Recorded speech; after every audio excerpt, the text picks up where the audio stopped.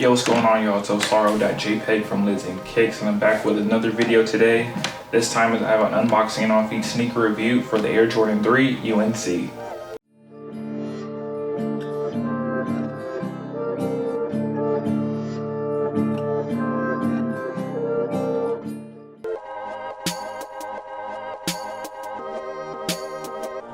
What's going on, y'all? It's outsole.jpg from Lids and Kicks. Like I previously stated, welcome back to the channel. And for today's video, I have an unboxing and on-feet review for the Air Jordan 3 UNC.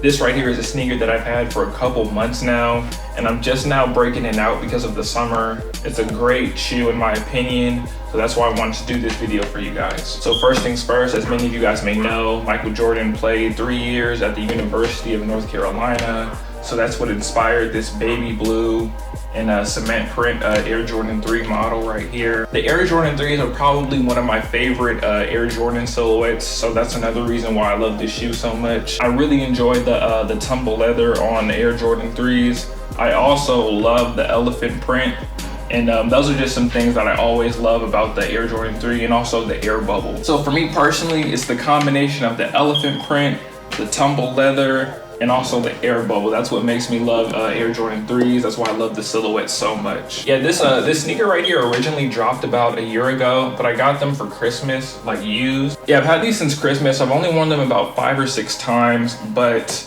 now that it's the summer, I think this is gonna be a great colorway, a great silhouette to rock this summer. Looks great with jeans, looks great with shorts, socks, no socks, etc. This is like man, the Air Jordan 3 is really like a Swiss Army knife as far as style goes. I might record and upload a how to style video for this sneaker right here. Might do some outfits for these UNC 3s to see what could go with it and give you guys some ideas. I'm still thinking about that right now.